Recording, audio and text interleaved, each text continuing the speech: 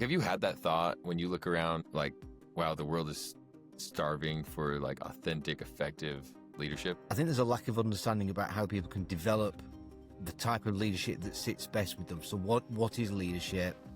How do they understand what type of leader they are? Talk a little bit about what you've seen as far as the differences between US and leadership in the UK. We've seen in the UK, sadly, a swaying towards, I think you mentioned about the biggest person in the room being seen as the leader.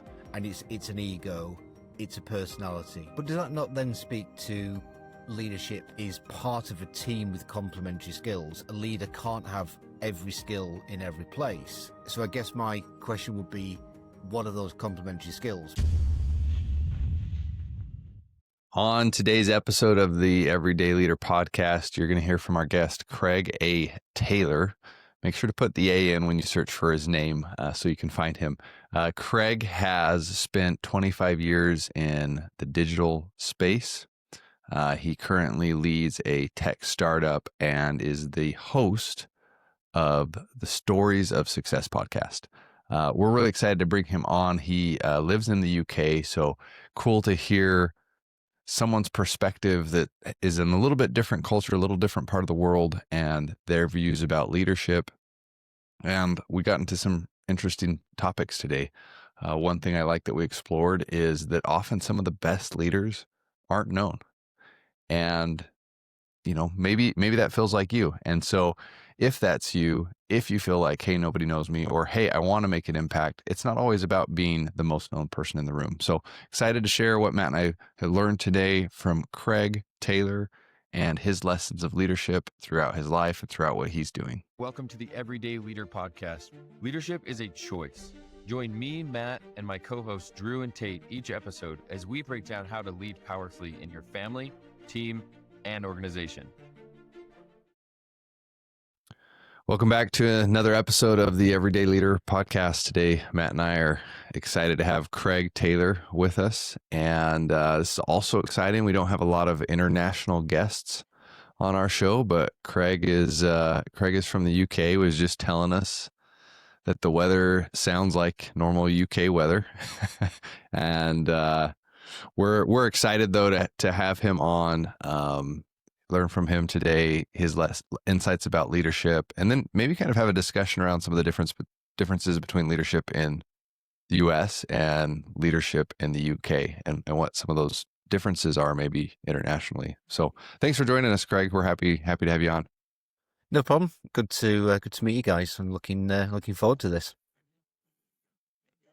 Yeah, and we love starting off just because the world defines this so many different ways.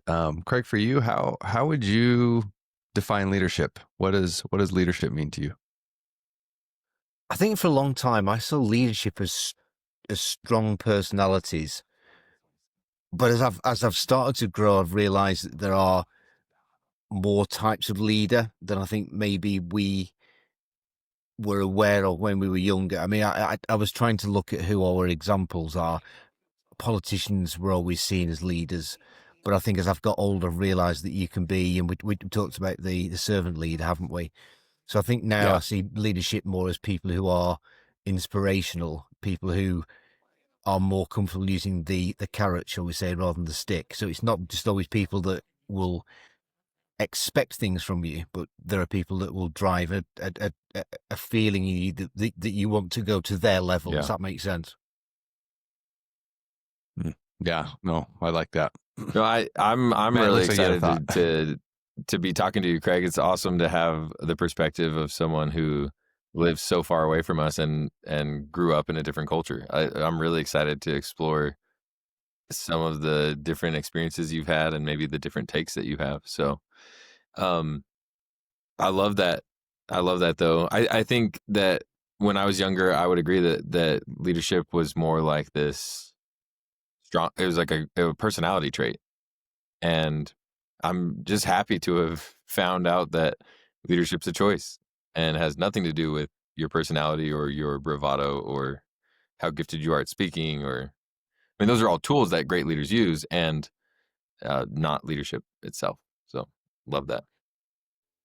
Well, I think we we tend to, and certainly in my career, I've seen people who have been good at their jobs be promoted to roles of leadership, and that doesn't always work. A great skilled worker does not make a great leader, and ultimately what you end up is losing a great skilled worker, and only what you end up with is a poor leader and having lost their skills as part of the team. But that is very much how I saw it. So I saw it was quite often the loudest, the most visible person, or the person who was best at their particular skill that was promoted. And we've seen it a lot in football, that the best football players do not make the best managers. Now, I know management and leadership is different, but we've in this country, we've tended to promote people who are good at their jobs to be leaders, and that doesn't always work. We've seen it with one of our recent prime ministers, Rishi Sunak, who was a great chancellor, but made a terrible leader.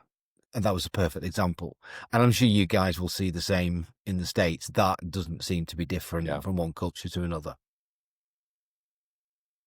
Yeah, I think it's pretty common. I know when you had me on your podcast, we talked a little bit about this, Craig, but in sales, it's having a background in sales. Sometimes the top sales guy gets promoted and it's like, he's a terrible leader. Why isn't he in that role or in that position? And I think there is something to, you want a leader who, when they are in that role, they have experience in the industry or the organization, and that they know what they're doing, they know what they're talking about, that they you could look at them and say, hey, they are a high performer in one sense or the other, but they don't have to necessarily be the top person or the top performer inside the company or organization to be the leader. But does that not then speak to leadership is part of a team with complementary skills? A leader can't have every skill in every place. So I guess my question would be, what are those complementary skills? Because you want somebody who's a subject matter expert. You want somebody who's, I worked for an agency a few years ago where the managing director was terrible at doing pictures. So I was the one doing the pictures for him because I had more confidence standing in front of a group because I had my own agency. So we complemented each other's skills. So what do you think are the complementary skills to leadership? If you want somebody who's going to lead, I guess you need a subject matter expert, don't you? Somebody who knows their subject intimately and gains respect. So a friend of mine that I've learned a lot about leadership from, he talks about how every good team needs an enforcer. And a lot of times the leader of the team is not the enforcer. Sometimes maybe they could play that role. But that's an example that I think of as like basically someone who's like in full support of the leader and is like, hey, we're going to keep this standard, not just because the leader says, but because like the whole team at the team level we're going to. So that's one example that comes to my mind. Yeah, I was talking to a friend of mine who's an ex-agency owner as well. We were actually out karting on Wednesday, and we were talking about the types of leaders that we feel we have within ourselves. And he's similar to me. He calls himself a consultative salesman. He says, I can't sit there in front of a group of people and charm them. I don't have that natural charisma. But what he does is he knows his topic really well. And that was how I found my niche when I had my agency. I didn't feel I had that charisma to get people to buy into me personally. So what I had to do is really know my subject matter well. And I used to do a lot of training. And in doing training and doing teaching, naturally you engender some trust because you're offering them some advice. And quite often what people would do is come up to me and say afterwards, I really understand what you're doing now, but I don't want to do it. Can you do it? So it was a great sales tool, but I was never comfortable doing what I thought traditionally sales was all about, which was, the high pressure, maneuvering people. So I had to find a niche that worked for me. And that must be then part about understanding your place in a team. Yeah. For our listener, Craig, just to give them a little context, you've got 25 years of experience in all areas, digital. You've got a podcast you host. You're a founder of a startup right now. Tell us a little bit about your background and just like what you've learned about leadership and some of the different things you've done over the years. Yeah, so I've been working in digital for 25 years, which is scary when I'm working with people that haven't been around for 20 years. So I started in publishing in London in the 90s, very, very old school film.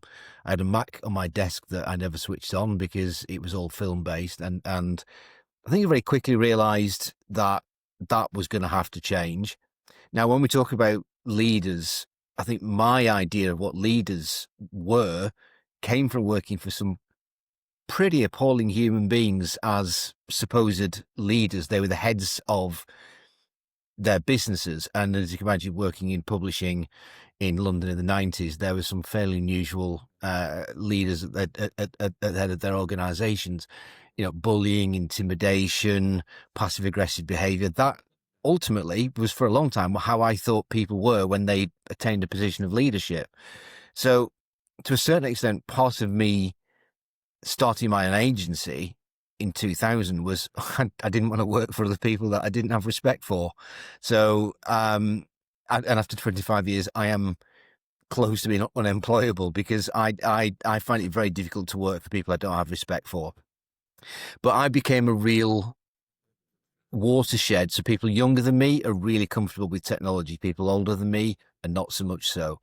So I worked out that my best way to engender that respect when I had my agency was to be that teacher role, that consultative leader, because that felt most natural to me. Coming back to the podcast, the reason why I started the podcast, The Stories of Success, is because I realized I loved hearing other people's stories. I used to have a country music radio show, and I used to really enjoy the interviews, and I used to love the anecdotes and the stories that people had. So that's where the podcast came from. He's bringing together that I'm really interested in what success is to different people, but really getting those personal stories about people's challenges and things. So that's kind of where I am now. The start will be maybe one for another day because it's a long story, but that's kind of where I am now. So Craig, Yeah. we have this Oh, go ahead. belief that Drew and I share, and it's that the world is starving for leadership. And just like a little bit more context around that is this idea that we try to label leadership sometimes as like good leadership or bad leadership or effective leadership or poor leadership.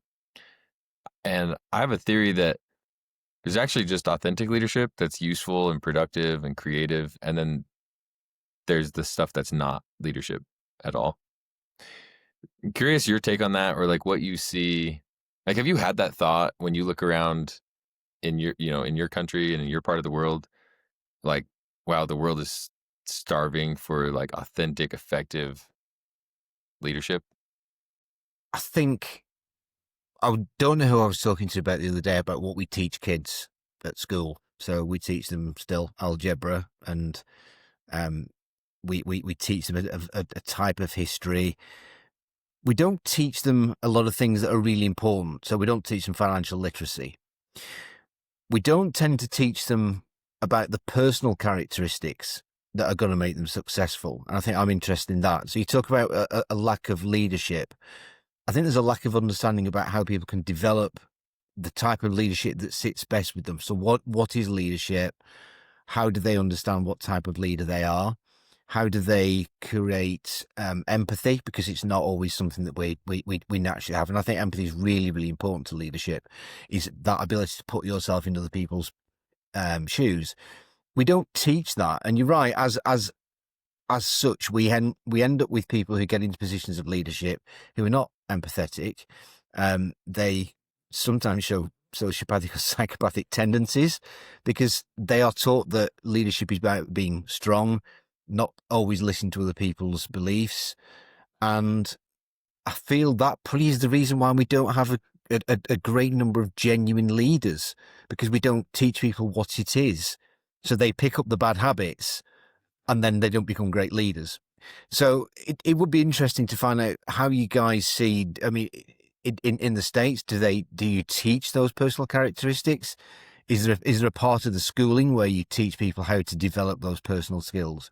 Or is it still very much the curriculum is very much about academia? Because that's how it still is in the UK. So Yeah, what's it like in the States? I don't claim to have the answer for the whole United States. And in my experience, we as a whole are still very much focused on the academics as well. And we have a lot of room to improve our, clarity and commitment around teaching the principles of, character and leadership. That being said, I am impressed with my kid's school at the moment because my 6-year-old will talk to me about how um, at her school, they're all about being kind and being leaders. And I think that's cool. Like, so there are a lot of great people out there who are putting forth effort to try to infuse that into education. And I feel really grateful at the moment that my kids happen to be at a school where that's happening. And it's a big part of why we started our podcast and why we do what we do is because we believe authentic leadership solves so many of the world's problems, and so many people don't see themselves as a powerful leader. And so I'm committed to continuing to raise a voice of let's have people see themselves that way from a very young age. And how differently is someone's journey and impact and purpose when they see themselves as someone who can make a difference, someone who can impact, someone who can take the lead. So who do you guys look up to from a leadership perspective then? Because obviously at the moment, I feel the world as a whole is really struggling to know where the good leaders are. We've got a group of political leaders who are not taking us to a great good place at the moment, and I'm not picking on any one individual, but there seems to be a collection that are not taking us to a place of peace and understanding and a good place. So who do you guys see as good leaders in either politics, tech, business, sports? Drew, I'll be curious your thoughts. Honestly, Craig, like a lot of the most what I would call powerful leaders, not because like powerful by the world's definition, not because they're in a position of huge authority. I just mean powerful in like their authenticity and their like sincerity are largely unknown to the world. And yet the more I get to know them, I see that their influence is great. It's just not known in the media. For example, like you mentioned sports, a very good friend of mine has single-handedly impacted Major League Baseball in a massive way through his work in performance and mental performance and who he is as a leader. And yet no one would know that outside, from the outside looking in, because he's not, on ESPN. And so anyways, many of the most powerful leaders that I experience are largely unknown to the broader world and mainstream media. That being said, to answer your question the most truthfully and authentically for me personally, Jesus is the ultimate example of authentic leadership. And I have learned more and continue to learn more about leadership through his stories and experiences and my relationship with him than anyone else. That's a really good point. You wonder in another 2015, 2025, I forget what year it is, in another 2025 years, whose stories are going to persist from now? So it's a really good point, isn't it? Because whatever your personal beliefs, your religious beliefs are, those stories, that allegory, those anecdotes have lasted for 2025 years. So I guess you're right. Who is going to be around now that is still going to be influencing, that is still going to be quoted in another 2,000 years' time? That must be a tough question, because I can't think of anybody at the moment who will still be quoting in 2,000 years' time.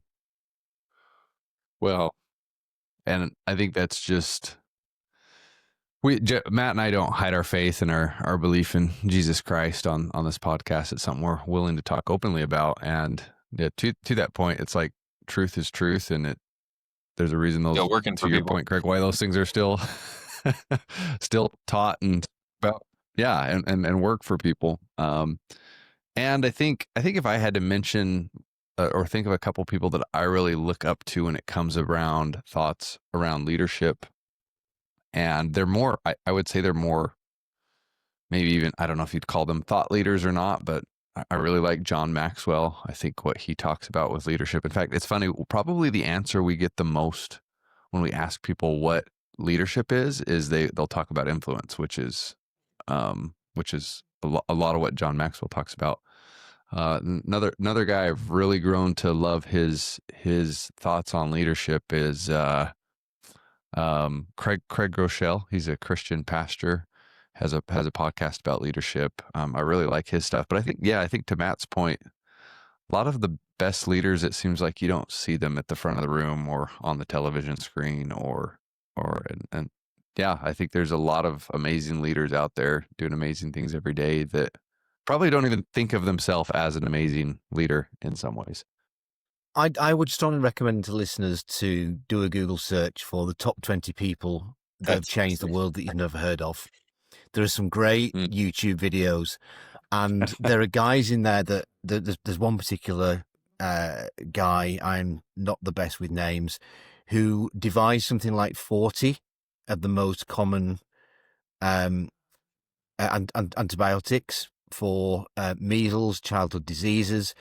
There is the guy who designed the seatbelt, who you can attribute millions of saved lives to. Most people have never even heard of these guys, or never even aware that there are people like that are influencing. There was a question on the quiz show the other day about the guy that invented the airbag, who will probably save tens of thousands of lives every year. So I'd recommend to listeners go and Google the top 20 people that have changed the world that you've never heard of, because those are the stories that I like reading. And there are political backgrounds, great business leaders you've never heard of, scientists, environmentalists, and those are the stories. Particularly when I'm doing the Stories of Success podcast. Well, and that's like the whole that's the whole thing. Is that, and that's what we're inviting all of you as listeners to do and be a leader, because like it's not reserved for people who the world says are leaders, right? I mean, to your point, Craig's like there's hundreds and thousands of people who have made a profound impact on our life, and we don't even know who they are. And that's the whole point, is like be a leader in your sphere. Take a stand for what you believe in, make a difference for people, be bold. And do it scared, and look at the difference you can make, and it's not about the recognition, it's not about the title. We don't even know who half these people are. So that's a great demonstration, a reminder of leadership's not reserved for people who are recognized as a leader. So how do you guys see, why do we end up with people in positions of leadership, particularly within politics, who are so incredibly divisive, who do curate a toxic environment? And again, I'm not picking on anybody from any particular political persuasion, but how does that happen? Because we vote for politicians. So how do we end up with leaders that don't, what we're now talking about for our definition, aren't great leaders? How are they able to get into those positions without the key, whether the types of leadership that we are talking about now, we're trying to advocate? I think it's not just a leadership position or like a political position that this applies to. It can apply to a lot of things. I've noticed, and I think there's talks and studies that you can find about this subject, but it seems like it's often the bold who make it to the front, or the ones that aren't afraid to step out and act and put themselves out there. And, sometimes I've been places where you've got a guy at the front of the room or on stage and you're like, man, I can't believe he's doing what he's doing. Like, he's not smarter than anyone else in this room. There's not actually anything even necessarily special about this person other than the fact that they were willing to take action and be bold. And I think that's sometimes why you get people at the front of the room. And I think there's some good things in that, and there's some things to watch out for in that, but that when you're bold, when you're willing to act, you tend to move forward and you tend to separate yourself from others. And I think a lot of times we have smart people and people that could do amazing things that are just a little bit afraid to be bold, a little bit afraid to move forward. And that's why we see some of the people we see that move to the front. Maybe what's causing them to be bold is their ego or a desire to inflate themselves. And it seems like that boldness or that willingness to act is often what takes people forward. At least that's my experience. How do you guys get around that then? How do you guys teach people to be better leaders when they already think they are? I didn't expect that last part of that question, Craig. That's a tall order. I tend to not try to engage with people who think they know everything already. You know, that's a tall order. I also feel like many of the truly just effective, authentic leaders are not polarizing enough for our modern world. Like, we're conditioned to go to the extremes, and really, like, amazing leaders are not extreme. They're bold and they take a stand and they have a belief, and they're not as extreme. So sometimes I wonder if that impacts it as well. Like, some of the people that could be leading in politics the most effectively are not polarizing enough to obtain, the votes or whatever it might be. It's an interesting point you make that, and it's a conversation I've had with my daughter who's 18 several times over the last few years, particularly during the pandemic, is that nobody seems to be rewarded now by the algorithms for having a balanced opinion. Nobody gets likes for saying, I can see both sides of the story. I can see your point and I can see your point. The algorithms are swayed towards extreme extents of one side or the other. And during the pandemic, it was really hard for me to try and explain to my daughter that, okay, there are some bad things happening, but it's not that bad, and to see both sides of the story, because we don't reward that nice grey area in the middle where you balance things. But coming back to the bit about leaders, for me, a good, strong leader is somebody who's really confident in saying, I don't know. That's a really powerful thing, because I have this conversation a lot, particularly when people are trying to sell to me, and I ask them a question. I know they don't know the answer. And I've said to people before now, if you don't know, just say you don't know, and you'll go and find out, because I'll respect you for that. What I won't respect you for is making up the answer. So maybe with leaders, it's people who are naturally inquisitive and are never going to stop wanting to be better. So, I was asking you about how do you teach somebody who doesn't want to learn? Well, I've done a lot of training, and it's really difficult when you get somebody on a training course who thinks they already know everything, because and that affects everybody else around them. So maybe, a good definition of leader is somebody who's never going to stop learning, who's naturally inquisitive. And I love it when people say, genuinely, I don't know, I'll go and find out. Because that is a good leader to me, because they're saying, I will find the right person to give the right answer to you, but that's not me.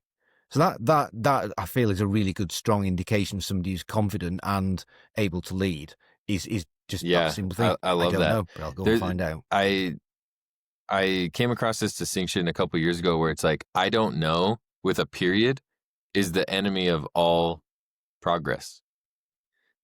Whereas I know with a period is the enemy of all learning. And so we got to take the period out and put a comma, which is like, to your point, I don't know, comma, and I'm going to go find out, or I have people around me that know, or I can find the answer. And with I know, it's like, I know a lot of things, comma, and I'm never going to stop learning. There's always more for me to understand. That's huge. Yeah.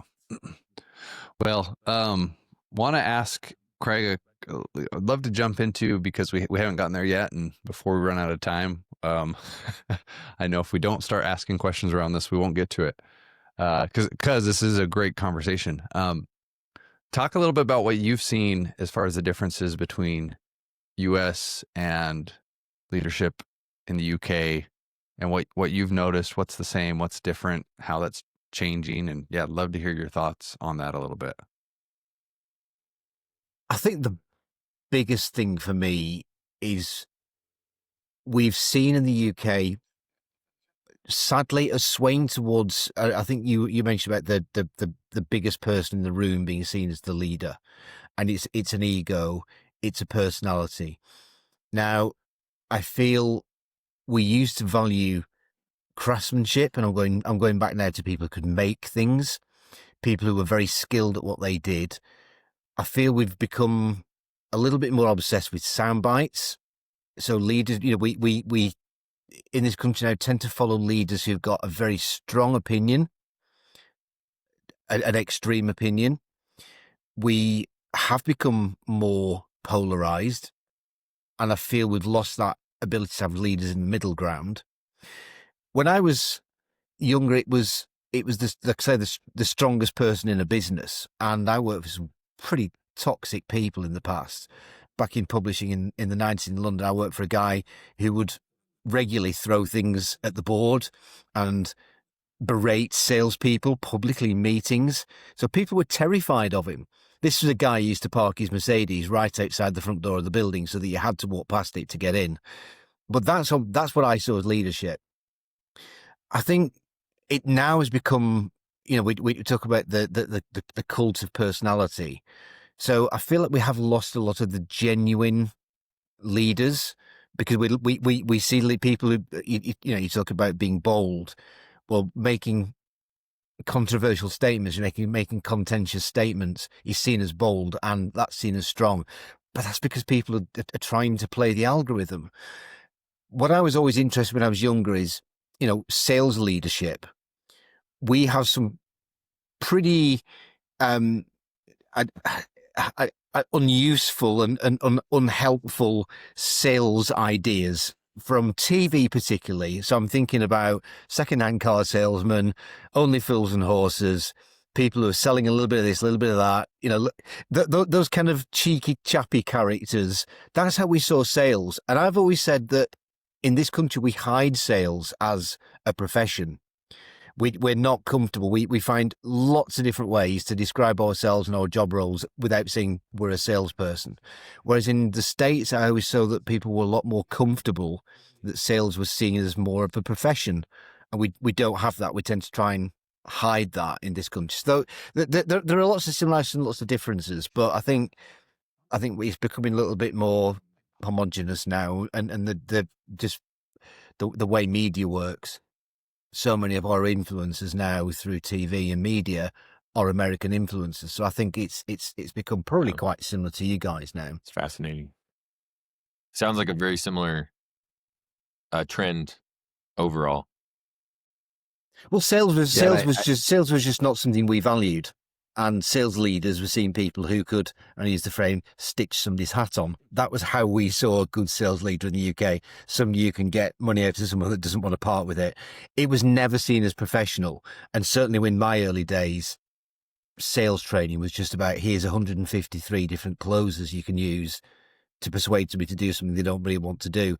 I was never comfortable with that, which is why when I went back to have my agency, I went down the consultative sales route, because that was not something I was comfortable with. So those are the kind of similarities and differences I see. Yeah. What, just because we're on this topic, and love your thoughts on this, Craig. So we kind of got into boldness, and why do you think more of those authentic leaders aren't bold, and how could they be? How could they do it in a way where it's not about the algorithm, the clicks, the division, but standing up for something that's just right or good? Being strong, being bold, being decisive is a good leadership quality. And there are times when you've got to lead through consensus. Now, I'm going back to a different life. I was a police officer in the UK, and the UK police have this, what they call policing by consent, which is this idea that we can't tell people what to do unless they buy into that benevolent dictatorship idea, that we are there to serve them, but ultimately there'll be a time when we have to be the ones that make those bold decisions. And I think that is a really important part in leadership. It's great to say, I don't know, I'll go and find out. It's great to say, I hear what you're saying. But there are times when that strength of character comes in and you have to say, do you know what? I've listened to what everybody says, but I've got to make a call on that. And my call is going to be this, and I know it's going to make me unpopular. It's very, very difficult to be unpopular. And what I've seen with a lot of leaders, where people I've worked for, they prefer to be unpopular. Sorry, they prefer to be popular rather than make difficult decisions. So maybe that is a really important part about being a leader is I can take it so far. I can do this by consensus, but there's going to be a point where ultimately I'm going to be bold, I'm going to be brave, and I'm going to have to say I'm making that call. But then you have to be prepared to be judged on that. If it works out, great. If it doesn't, you have to be able to be comfortable with being held to account for it. Does take that make 100% sense? responsibility for the decision. Yeah. And you Yeah, take that's the responsibility key. for things that work as much as things that don't work. Yeah. Yeah, that's a good distinction there. Yeah, and I think I like that, Craig, because I think that it's about I think it's okay to be bold when you're doing it to serve and help others, and it's not about you at the end of the day. Like when you make it about, well, I've got to be popular and that's why I'm making the decision. That in my opinion isn't leadership. That's that's the ego protecting itself. Whereas, hey, this may be unpopular and this is what's needed, or this is what's best for the organization or for our people. Yeah, sometimes that takes some boldness and some courage. And I think, I believe people want permission that that's okay. And I want to say that it is. Well, I think when you're leading any team, you've got to get their buy-in that ultimately you're there for them. Because if you're not, I mean, I've done a lot of project management training, and one of the things I teach project managers is how to spot people that are bought into a project and how to spot those that aren't. And it's more important that you engage with those that aren't bought in, because you know that they're going to be dysfunctional at some point during that project. They'll start being passive aggressive. They're the people you need to focus on. But if you don't take people along with you, you build that resentment. It never goes anywhere. But I guess that's it in being able to communicate what you're trying to achieve to other people, which again is another leadership skill, isn't it? It's being able to listen, but it's being able to communicate. And I think we miss that a lot. There's so much shallow, trivial content, and the idea that whoever speaks the most online gets the most likes. So we miss that point that talking is about getting an idea across and making sure the other person's got it. And I learned that from training. So I think there's a really important point there as well. Well, this has been awesome, Craig. Thanks so much for being on. Where can people find you, and what do you want our listeners to know about what you're up to, and where can they find you? There are so many Craig Taylors in the UK. There were 3 in my school. So if you want to find me, it's Craig A. Taylor on LinkedIn. My startup is called Oracly, which is the short form video marketing platform I am bootstrapping and building. We've just got some investments that's about to start to go places in the new year. Or if you search for Stories of Success, the podcast, my last guest was your very own Drew Norton. Our next guest is a guy whose family came over to the UK from the Caribbean on the Windrush in the 60s, and he's established a great business for himself in London and in Jamaica. So there's some great guests on there. So yeah, I love to engage with people. I'd love the fact that we're talking to different parts of the world and learning things from different parts of the world. So all I always say, guys, is thank you very much for giving me the floor. Awesome. Yeah, thanks so much for being on. It was cool to have a perspective from someone outside of the US for sure. Brilliant. Well, enjoy the rest of your day, guys. Yep. Thanks, Craig. To our listener, today's the day. Thanks for joining us on the Everyday Leader podcast. If you're ready to take your leadership journey even further, subscribe to our weekly newsletter for more insights and practical tips. And don't forget to connect with us on Instagram to stay a part of our growing community. Just follow the links in the show notes. If this episode impacted you, please help us spread the word and share the link with a friend, from wherever you're listening.